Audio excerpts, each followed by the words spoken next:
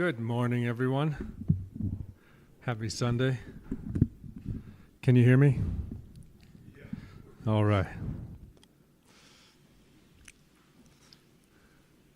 Hi, Katie. Good morning. Good morning, Jackie. Well, good morning, everyone, and welcome everyone online as we begin. Let's open with a word of prayer.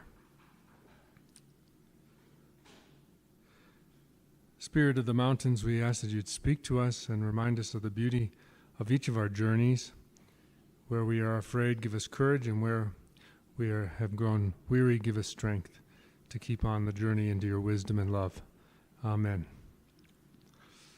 Well, last week we ended with Pseudo-Dionysius, and we covered basically Gregory of Nyssa, St. Augustine, and Pseudo-Dionysius. That's like 300 to, say, 600, maybe 900 at the latest, depending on when you date Pseudo-Dionysius. Today we skip forward several hundred years to the 1200s. So from, say the 900s to the 1200s, a lot has happened in world history, especially in Western civilization during that period of time. One of the things that happened were the raidings of the Vikings, disrupting a significant part of Northern Europe. Genghis Khan, significant disruption of whole parts of Europe. A lot was happening culturally in what would be called the Dark Ages. It's really not the Dark Ages at all. It was just a period of transformation. Politically, culturally, and economically, one of the most important things that happened during that period from, say, 600 to 1200, where we're going to jump in and see St. Francis, is the development of the mercantile system and the rise of the towns. So instead of the old system of landed owners, wealthy landowners who collected rent from their tenants, the guilds started to emerge and the town started to boom. And the people with skills and trades started to band together and have power, and wealth started to explode in Europe. It was really a huge, significant evolutionary step forward economically. I say that because the movement of St. Francis and the Dominicans, the Franciscans and the Dominicans, two significant spiritual movements in the early 1200s, would never have happened had it not been for the rise of the towns. Thousands and thousands of towns with thousands and hundreds of thousands of people gathering and living together versus living out in the country, separate, in little villages. So with the emergence of towns and huge population centers, whether it was in Cologne or Bruges and the lowlands, like, say, for example, in Holland today, all around Northern Europe and into Southern Europe, towns were booming. And with the towns came money. People had money. They were successful tradespeople, successful business people, and they also started their universities. And universities started to boom as well, significant universities. Now, this is the context in which St. Francis emerges. So we're going to look at St. Francis.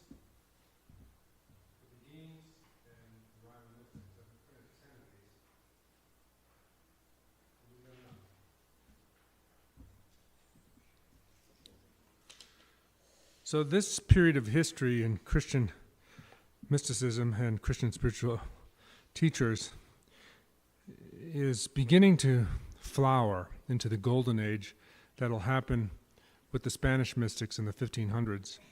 But here we begin to see the rise and the spread of Christian mysticism on a whole new level that wasn't the case before this. So Christianity is maturing. It's now 1,000 years old, 1,200 years old.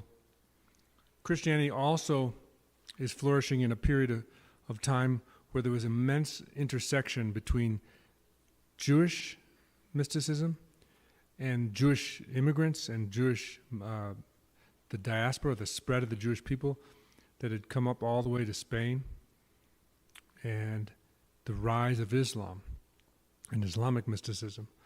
If you remember your world history, one of the things that happened during this period of time was called the Crusades.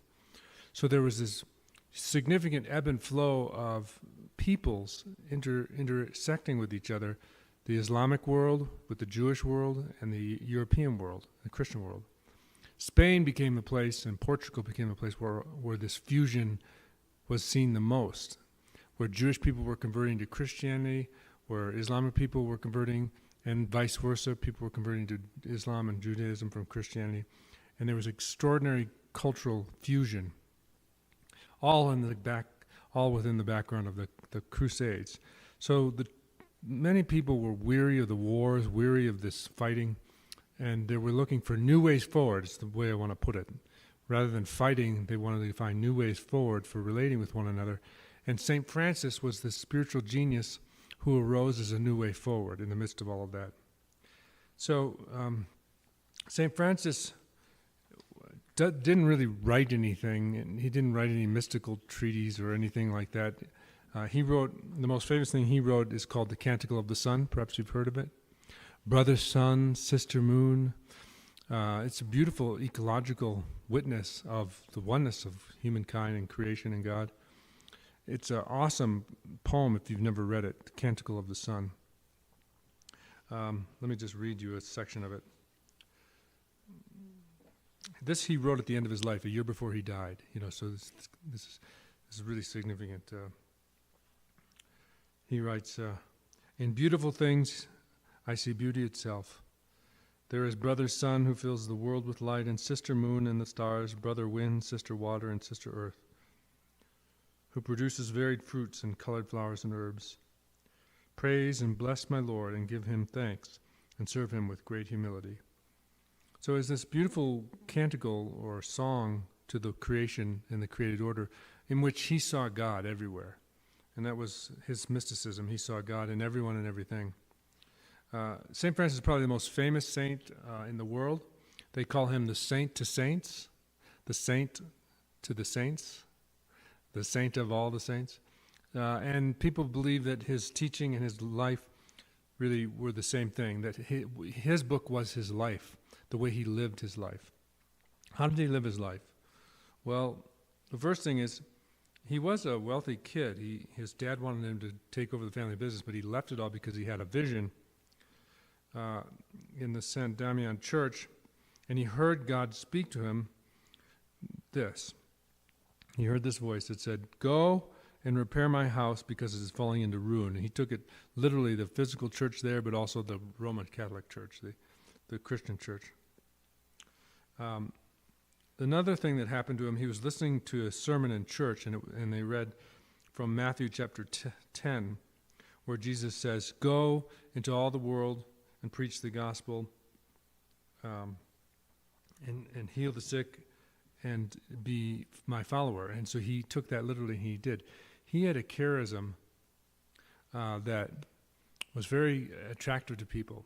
So he took a vow of poverty. He didn't own anything. And he ministered to the people who were poor and sick. And the way they made money in Assisi and all around, and the movement started to really spread. And there were 5,000 friars within a couple decades of his ministry. 400 perhaps orders throughout the Central Europe.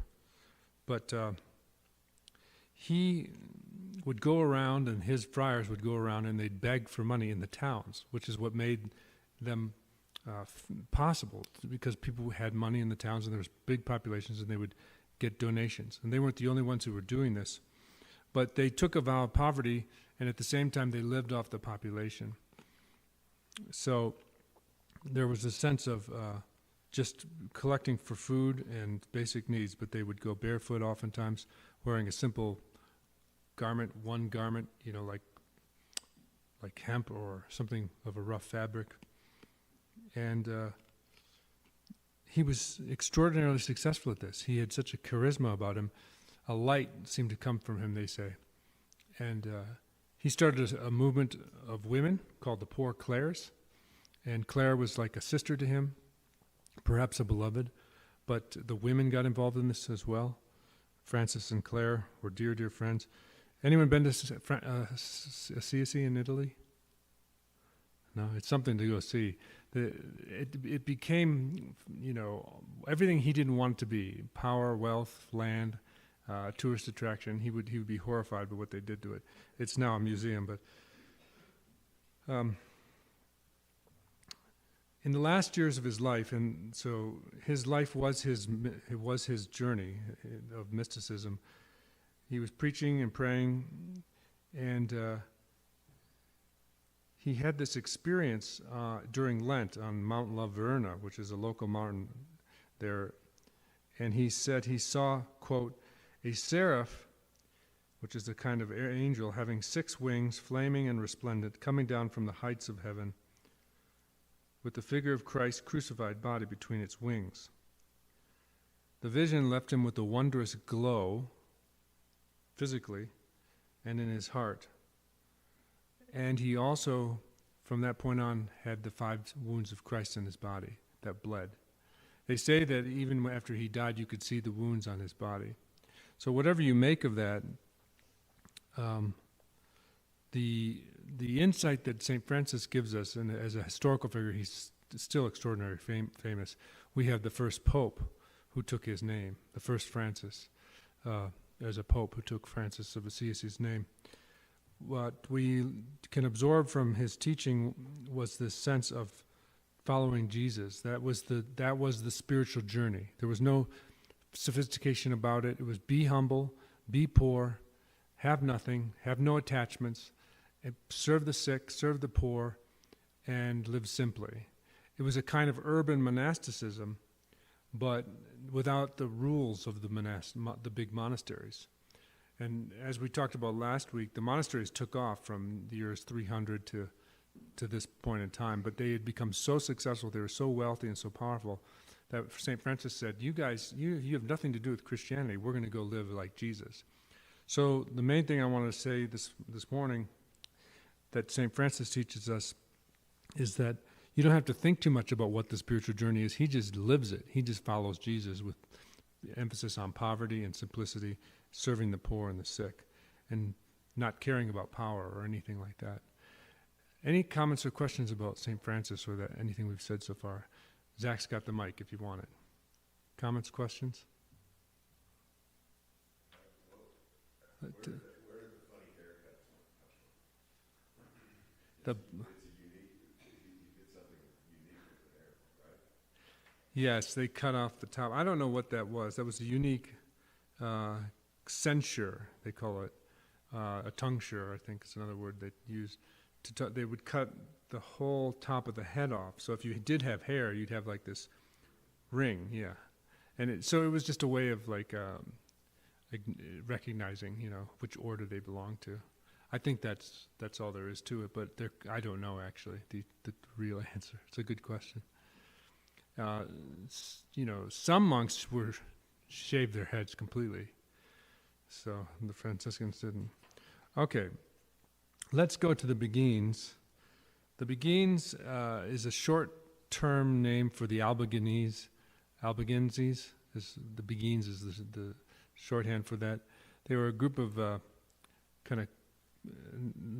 group of people in northern Europe, what we call now the lowlands or Holland area. And these were women. So this is what I wanted to just review, because a lot of people don't know about the Beguines. There were several movements of lay women, one of which was called the Waldensians. I doubt you've heard of them. But the Beguines was another very significant, very famous movement. It was a lay movement, so this wasn't like part of the monasteries or part of the church. In fact, there was nothing official about these people. They were women who wanted to live together in small homes, and they would keep their profession, whether it was sewing or doing the wash or gardening or whatever the women did that they could make a living. Their crafts. Their role was to bring money into the household and share it with each other. So small homes, say of 5 to 10 women, maybe 20 women living together, sharing their resources, earning the money. They had they weren't monasteries, and they weren't recognized as by the authorities, the church authorities, in any kind of formal way. But it was a spiritual uprising to live holy lives in the midst of this world, and to live together in spiritual community, worshiping together, praying together. So it was a type of monastic expression, but without the big structure of the monasteries, and without the rule of the monastery, like we talked about Saint Benedict's rule. So there are three very famous. There's more than three, but these famous women. I'm not going to go into all of them for very long, but I did want to bring them to your attention. Hadowich, Mechchild, and Marguerite.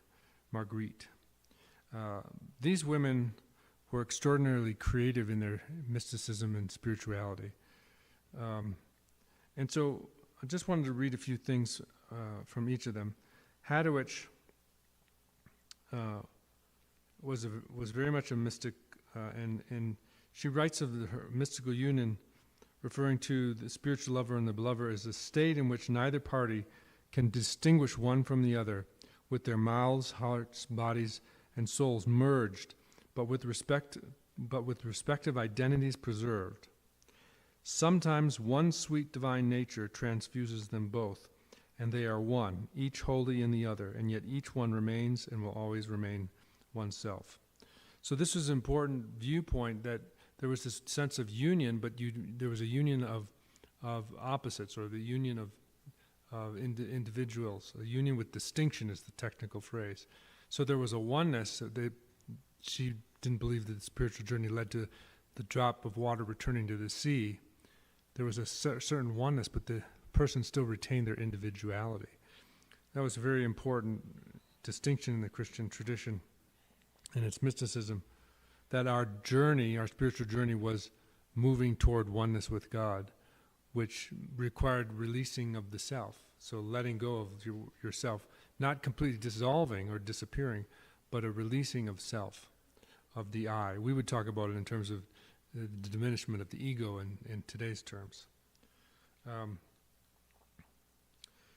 So she said, an obstacle to the spiritual journey toward this union, one of the things that keeps people from growing on the spiritual journey, comes from what we call a two-centered self, focused on self-will and too concerned with our rest and peace of mind, as well as being vulnerable to depression and dejection and attacks on our faith and honor. We care too much about gossip, she writes, socializing, nice clothes, and food. Nothing changes, right? Beautiful objects and entertainment, with which we try to escape from God. At the end of the letter, she writes, "O Lord, how difficult this journey is." Hadowich had no illusions about the travails of life, which she views in terms of being in exile from God. But, she writes, we must desire to do what love asks us to do, no matter what the outcome may be. So for her, the spiritual journey is driven by love for God, no matter what will come, just letting go, letting go, letting go. And in the meantime, she says, love can sustain qualities in us and virtues such as charity, mercy, humility, and reason, but they cannot sustain her. Only her wholeness in God can do this union that she looks for. Then she concludes, it is beyond matter, immeasurable in God's great freedom, giving always from its superabundance. God gives completely. And in one poem she describes love's paradoxical nature. She writes, to be imprisoned by love is to be free. Her sweetest song is silence. Her departing is her drawing near. So this paradoxical nature of the spiritual journey really echoes, I think, a lot of people's experiences in life. There's light and darkness on the spiritual journey. So Hadowich is, she didn't write a whole lot as much as the others. Mechchild wrote a lot more, and her most famous book is called The Flowing Light of the Godhead. The Flowing Light of the Godhead. I meant to bring it because I have it in over there in my library. When you read these things, they're not as compelling as you'd want them to be because they're written in a language that's a little outdated. But you can still get the hints of what they're trying to say and they're trying to express. Mechchild, from an early age, had cosmic visions. she was raptured in her soul up to God in these visions. And so she had these personal experiences of mysticism, and she often refers to her soul as the lover and to Christ as the beloved. So for her, the spiritual journey was a love union, a love journey with the beloved, that is Jesus. And she writes, "Many days have I wooed her, but never heard her voice. Now I am moved, I must go to meet her." She called God Lady Love. Lady Love, I love that. So it's a feminine take on spiritual journey. She was also very realistic, and she recognized that in addition to this love mysticism with Lady Love, God,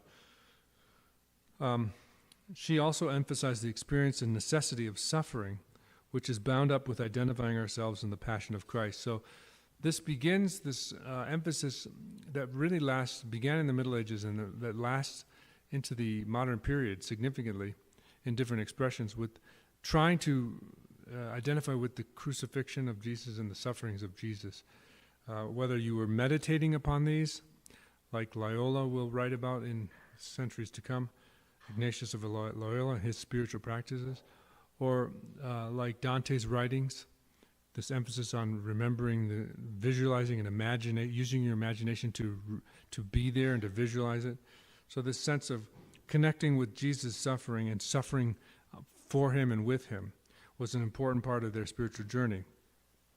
So that's a little bit of a different nuance than all of this mystical ascent language that we talked about last week, this Platonic idea of ascending and diminishing the body so we can focus our mind and have it purged and cleansed on the one and return to the one returning to the one, the alone returning to the alone.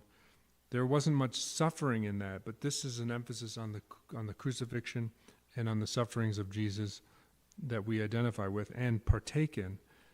St. Francis also embodied that, as I mentioned, with this stigmata. So suffering becomes a very much important part of each of our spiritual journeys.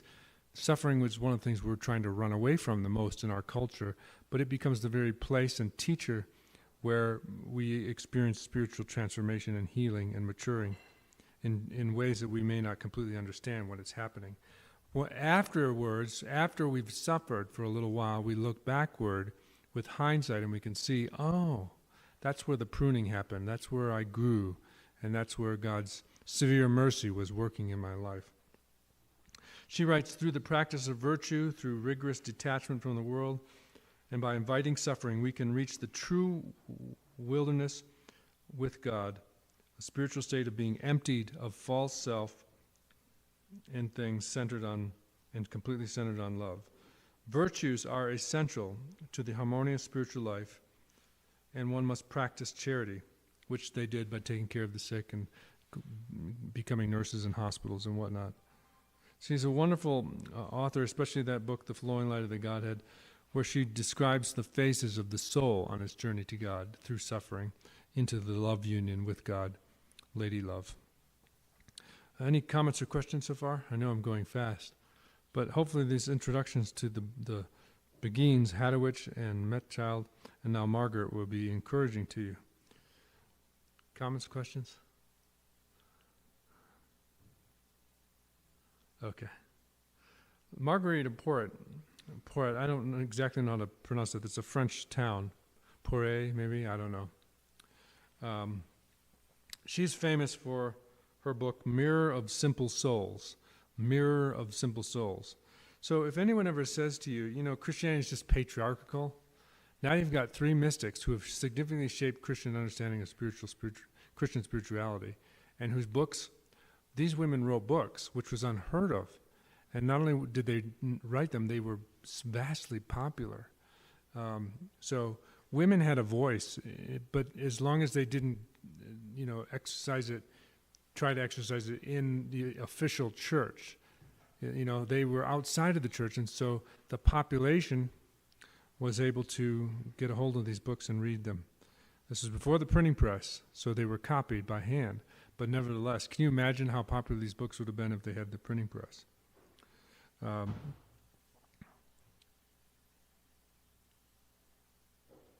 So for a long, long time, no one knew who wrote Mirror of Simple Souls. It wasn't until the middle part of the 20th century that we actually discovered that it was Marguerite who wrote it. And I just want to, Marguerite is the most radical of the Beguines, and one of the most advanced and evolved spiritual writers. In fact, some of what she writes really echoes Buddhism and its insistence on the emptying of the self, that what makes the wheel work is the empty space that the spokes connect to, and what we would now today call the theories of no self, or the diminishment of self. So she was way ahead of her time, and she writes very dramatically about this transformation process of dying to self. So for her, the spiritual journey involves 7 stages. So this is very significant structure of how she interpreted the spiritual journey, the 7 stages of the spiritual journey. So I'll review these very quickly. The first stage or step, the soul is touched by grace and resolves to keep God's commandments. So there's a moment of conversion or awakening, touched by grace. Second, and she refers to the soul as she. She, the soul, reaches a stage where the soul scorns wealth, pleasure, and honors and does not fear material losses. So you can see this emphasis on suffering and letting go of the power and wealth of the world. Third, the soul then renounces good works and abandons her will to that of her lover. Abandoning good works is interesting in the sense that she's abandoning it thinking that you can gain something by doing good things for others, being a goody two-shoe, or I've got to get this done, or I've got to do that for other people because it makes you feel better. Again, today we would call that serving from the true self, or the non-ego service. Number 4, the 4th step, the soul is exalted or lifted up by love through contemplation. Now, she doesn't exactly give you a method of contemplation. She assumes you know what that means. But for them and for her, contemplation wasn't what we would say is like centering prayer or transcendental meditation. For her, it was gazing with the inner mind's eye at God by way of scripture or truth, or thinking about Jesus and his sufferings. Contemplation was basically a way of thinking for her, the quiet thinking of the mind, reflections. Then 5, by an influx of divine light, so this is grace, the soul sees she must abandon her will to the will of God, which then, when it occurs, changes her into love's nature itself. Through divine knowledge, she recognizes her nothingness, and yet she is everything in love and is drawn deep down into the abyss of her own evil, where she loses her pride. In the depths of herself, she can see divine goodness, which makes her re-examine herself. She becomes wholly at rest. So this is kind of like, that moment in the 12 steps where you do your inventory and you're honest with yourself, and you come to peace after you do that inventory, and you take account of yourself. This is a process of coming to peace with oneself. We can do that by journaling or confessing to one another. Then the 6th step, she does not see herself or God, but sees himself in her, for there is nothing but God. So the soul is illumined but not glorified. So this is a very important addition and change of the whole Platonic system. I'll read it again. She does not see herself in God. She does not see herself or God, but sees God in God's self in her. But sees God himself in her, for there is nothing but God. So the soul is illumined but not glorified. So you can hear, remember last week we talked about the threefold phases of the journey that Pseudo-Dionysius invented or termed, the purgation, illumination, and then union. So here you see a little bit of the illumination, not yet union. She's saying glorify or glorification is union. And that comes to the 7th step. This last step is the state of glorification, about which we remain ignorant until our death. So this is fascinating. A lot of people say their unitive experiences, or these glorified experiences, can happen. You know, they're one and done moments. They don't last for very long. Maybe they last for several weeks and then it's gone. But what she's saying is that this unitive state, this glorified state, can endure until you die, but you don't completely understand it, or you don't understand what it's done to you. So it's a kind of mystery that you live in that unitive state, where the self completely goes away. She says, the liberated soul is completely dissolved then. The liberated soul, the glorified soul, is completely dissolved. This is the last step in her journey.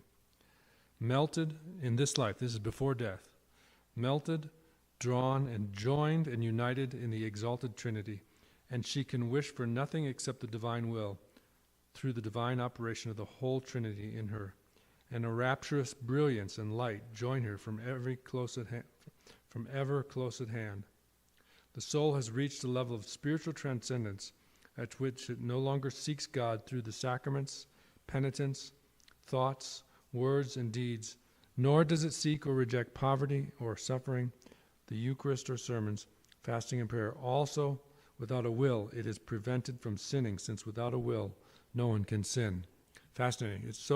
This is profound theologically and advanced evolution. And no one has written like this. Even Meister Eckhart didn't write like this. This took 1,200 years of Christian spiritual fusion with philosophy to get here. The liberated soul is completely dissolved, melted, drawn, and joined and united in the exalted Trinity, and she can wish for nothing except the divine will through the divine operation of the whole Trinity, and a rapturous brilliance and light join her, the soul, from ever closer at hand.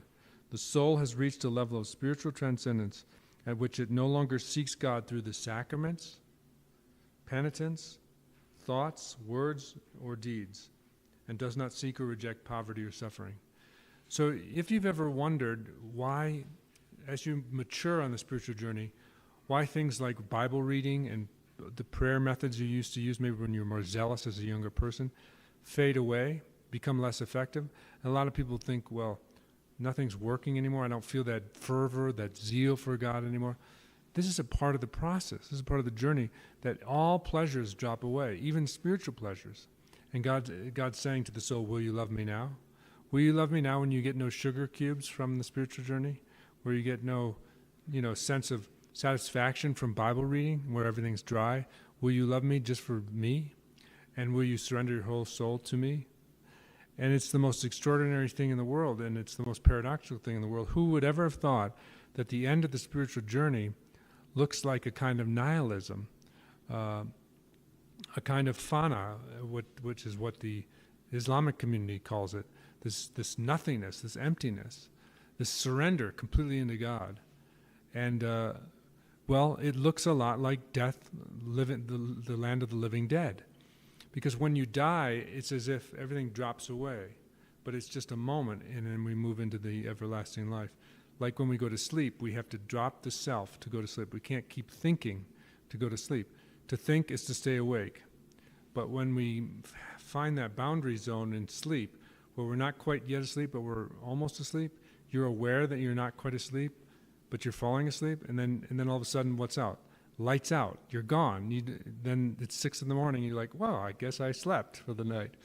So that's kind of an illustration of what she's talking about here. It's very extraordinarily advanced spiritual journey stuff, that if you talk to people, though, who are far on the spiritual journey, inevitably you hear similar echoes of what people are saying, that they get very little pleasure from the things they used to do. They just feel this total contentment and rest with God, and there's a certain sense where this is why Julian of Norwich, by the way, can say all is well, all manner is well, no matter what's happening, all is well. Why can she say that? She could be getting abused, or she could be starving, she could be sick, and she says all is well. It's not a naivete. It's the voice of someone who's radically already died inside and is completely surrendered to God. And a lot of people are walking around like that today. You just don't know it. You know, you talk with them, and people who have Alzheimer's, you can sometimes interact with people who have Alzheimer's, and a huge chunk of their self has dropped away. They no longer know who they are anymore. I would never wish it upon anyone, but there's something about Alzheimer's that's very liberating for people. They lose a whole shelf of themselves. They just, there it falls away. And sometimes they manifest in other aspects that you would never imagine them doing. Someone who is peaceable their whole life can become very angry with Alzheimer's. So the point is that biologically and neurobiologically, there's a lot going on that's spiritual as well. That the spiritual journey affects us neurologically and physically, and chunks of the self drop away. And she bears witness to it. What was she writing in the 1300s? So she's very advanced for her time period.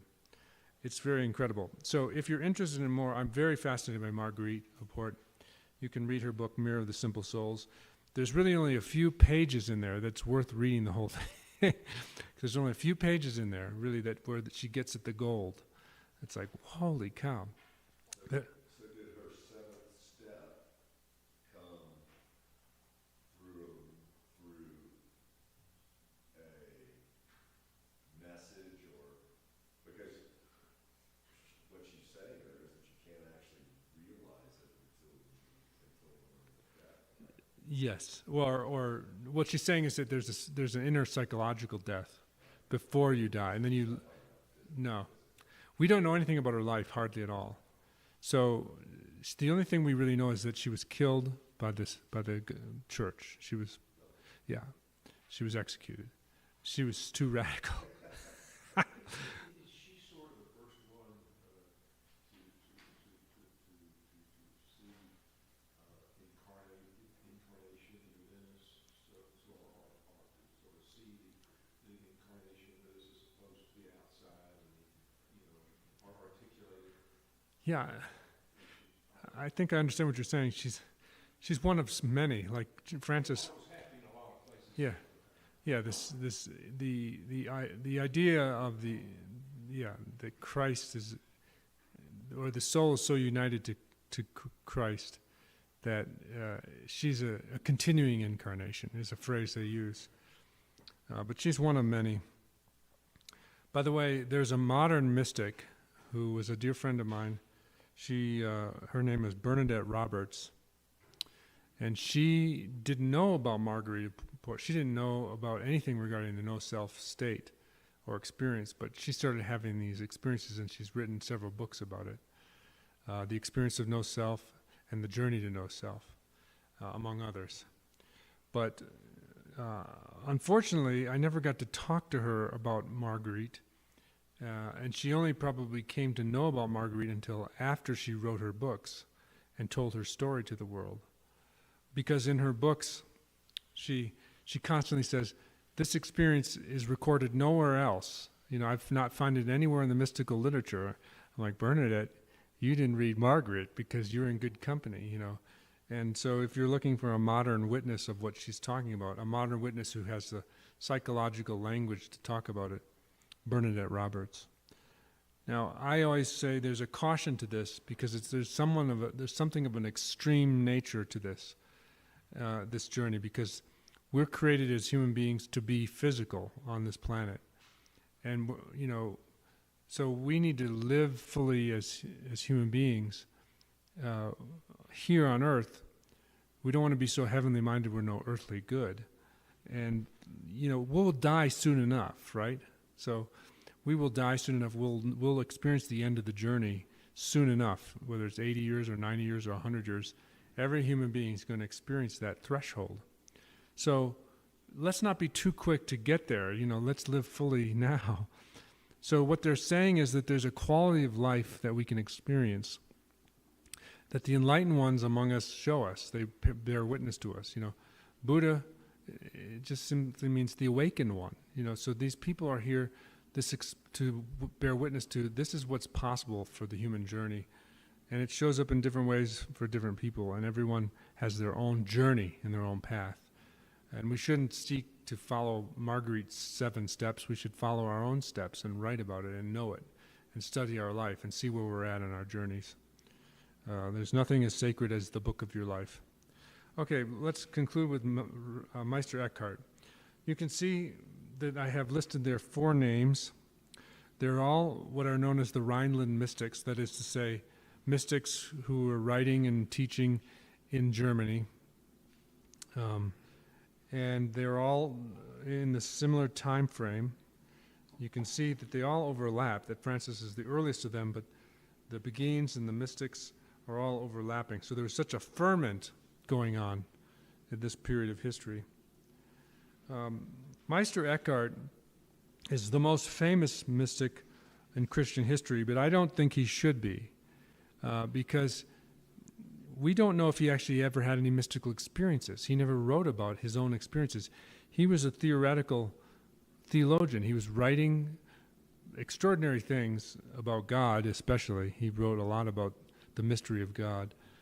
But from my point of view, he's writing just speculatively, like a good philosopher. And so while I have the highest regard for Meister Eckhart, he doesn't really talk too much about the spiritual journey. And the thing I wanted to just mention about Eckhart, like St. Francis's main thing was poverty, Meister Eckhart's main theme is detachment or non-attachment. So that's his contribution, among many things, to our understanding of the spiritual journey. Eckhart said that the way of a mystic is founded on the individual's detachment from the world. This includes freedom not from just possessions, but also from the images of objects that impede the mind. We need to strip away all images of God and to love God non-mentally, in simplicity, without holding on to any idea of God as spirit or person. We must love God as God is, one pure, simple, and transparent love. In order to enable God to make God's home in the soul, the will's attraction toward finite earthly things and the pleasures they hold must be overcome. We must embrace true poverty by renouncing the will totally, even the will to do God's will. We must renounce the will, even the will to do God's will. So this is a radical surrender of getting any goodies out of the spiritual journey with God, of detachment. That's not to say that these things aren't good. Everything's good. It's just one's attachment to them needs to come into consideration. What's your relationship to the things that you own, or do they own you, kind of thing. And more importantly, the important thing isn't just being poor, for example, like St. Francis. For Meister Eckhart, he's saying the most important thing is, what are you thinking about? You can give up all your poverty and still be lusting after someone's Ferrari, for example, or someone's home. So the inner dimension of detachment is more important than the external commitment to poverty. Yes, he's a Buddhist.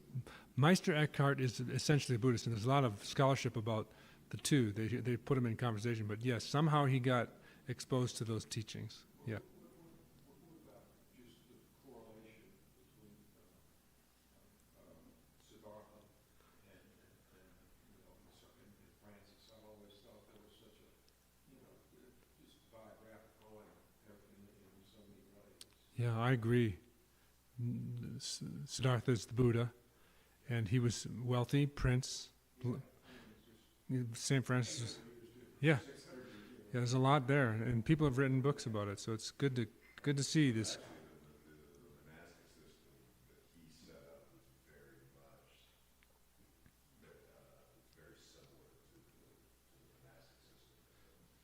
Yeah, there's so much fusion going on. Do you think at the same time the Orthodox Church was fighting this, and maybe even say back to the Nazis, they were always fighting those sort of Eastern influences? It's hard to say. I think that there's so many traditions within the tradition, So it's easier for us to lump it all together. But I think whatever was to the advantage of the power and the wealth of the church, they would say, go for it, And whatever they felt threatened by, or local bishops felt threatened by, they squashed. So it's hard to summarize. Well, just to conclude with Eckhart believed that the mystic's journey and the goal of uniting the soul with God was not reserved for the elite. What is important is the transformation of the inner person, and for this to happen, it is not necessary to seek solitude, to escape the world, to become a monk, or to practice special religious rituals. For whoever truly possesses God in the right way, Eckhart says, possesses God in all places, in any company, as well as in the church or remote place or in their house. So he was a forerunner to this, the Reformed emphasis on the secular nature of this, the spiritual nature of the secularity.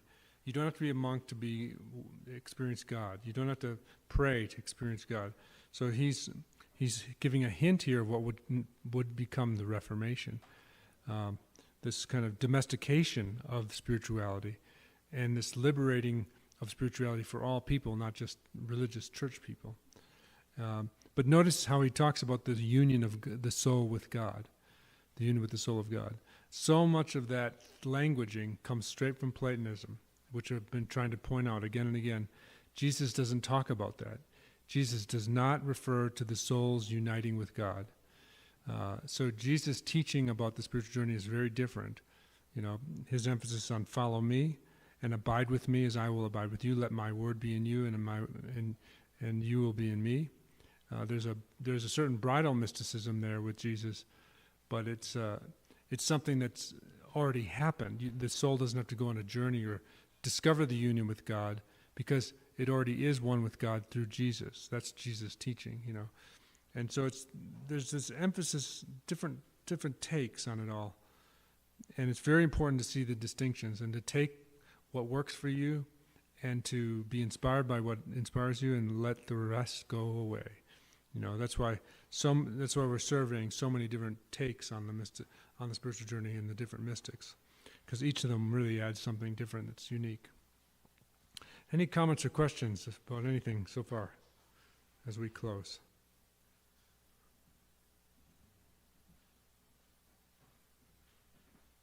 Okay.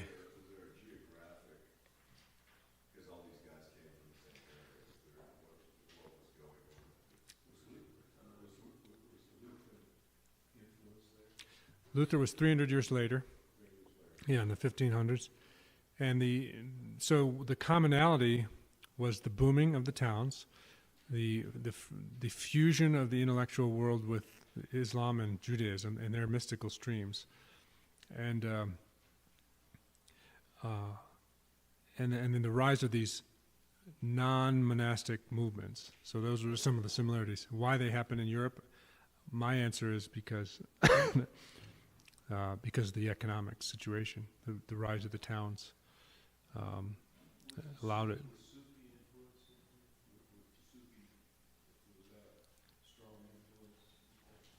Yes. So the Sufi is the mystical dimension of Islam. And a lot of the Sufis started to emerge in the 900s to 1000. And a lot of the Islamic world came into Spain, and that's where there was so much fusion with the mystics. I'm convinced that Meister Eckhart, and the rediscovery of Aristotle's writings, so all this came from the Muslims. They brought Aristotle to Europe. And so they also brought their mysticism to Europe, and I'm convinced that Meister Eckhart just read those Sufis. Well, and the piece that solitude wasn't necessary, so that's actually interesting, because that's a Tibetan Mahayana thing that's going on, probably not another way. Yeah. So there's this understanding on the spiritual journey that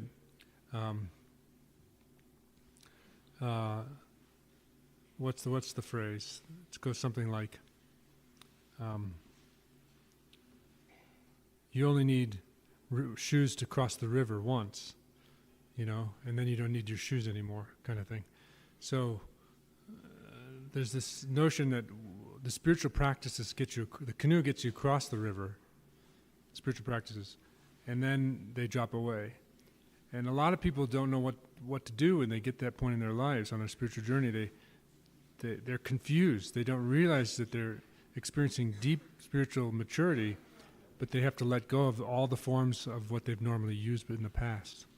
It's very interesting. The lost years of Jesus, I've always, it's just an interesting read, but I've always thought there was more crossing over and all of that sort of thing, and I thought that may not, I'm not saying we take that literally, we kind of studied it one time for a while, just the idea of the whole thing. Yeah, there's a lot of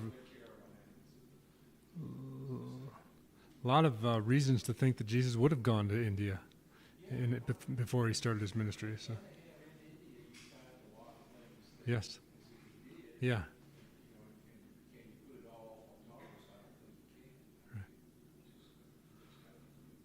Well, next week, we're moving into the modern period, and one of the things we're going to do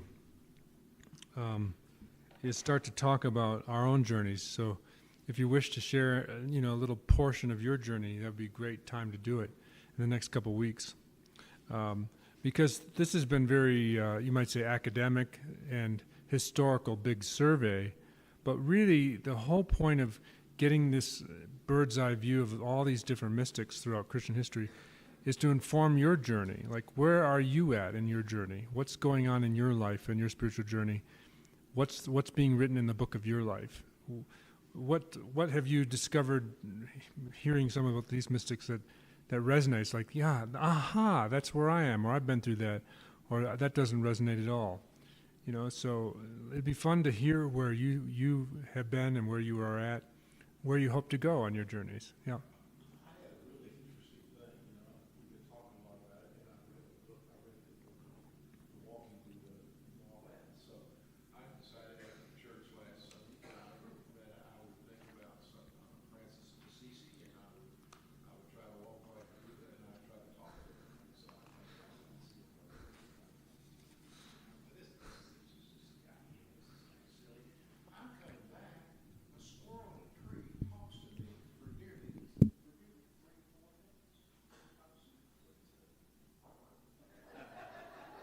So I say, okay, what do we do that? And he let me get right up next to it. I can see the division in he had like stripes and stuff like I had seen something like that. And he just was, now he probably was just thinking, no, I mean, this is my place, what I think. He probably was just doing that, but he just kept going. He kept going. He didn't run away. And I thought, oh my God. Well, I was kind of face going weird up and down my spine. You get what you asked for.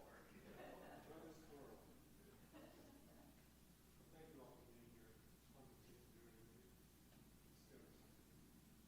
Remember, amidst all of this kind of theology and philosophy, Jesus said, unless you become like a little child, you can't enter the kingdom of heaven. So there it is, right there. Drop down into the heart.